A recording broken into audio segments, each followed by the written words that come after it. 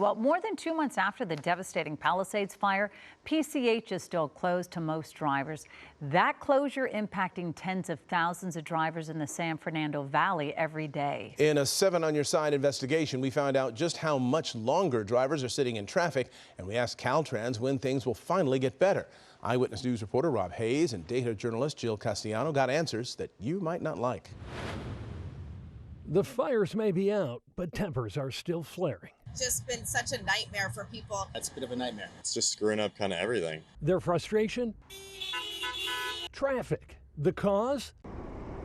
The closure of PCH, the nearly 10-mile stretch of Pacific Coast Highway from Carbon Beach Terrace to Chautauqua Boulevard is open only to work crews, buses, and people who live there. What used to be through traffic here is now slow traffic here. A lot of them are defaulting to the Ventura Freeway, US 101, because it's the next essentially parallel freeway to the north. Freeway, probably not the best way to describe the 101 these days. It is now fat with tens of thousands of cars and trucks that used to be on PCH. Caltrans counted nearly 48,000 vehicles a day on Pacific Coast Highway before the closure. That's like each day adding the average attendance of a Dodger game to the 101. If every fan drove alone to the game. The 101 always has a backup, but this is double, triple the backup. An Eyewitness News data dive uncovered the actual backup. This stretch of the 101 from Topanga Canyon Boulevard to the 405 should take 7 to 8 minutes to drive without any traffic. During the morning commute, before the fires, it would take drivers about 22 minutes. But in February, with PCH closed, Caltrans data shows commute times more than doubled to about 50 minutes.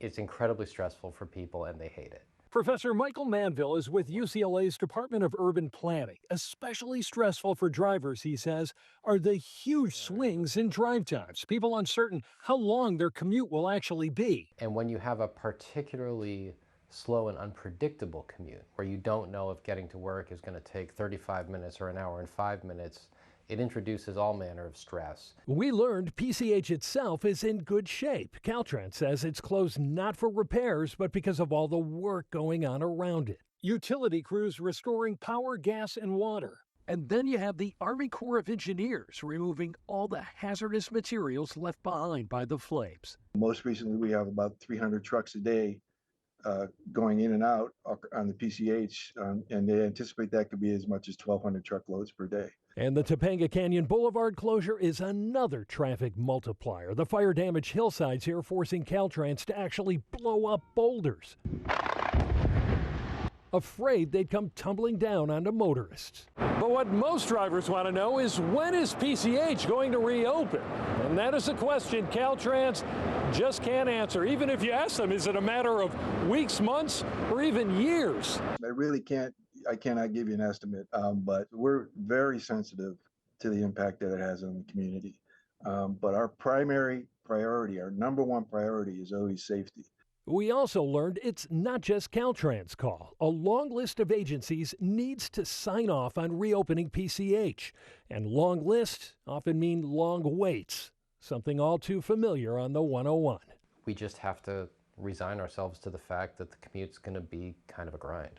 Rob Hayes, ABC7 Eyewitness News.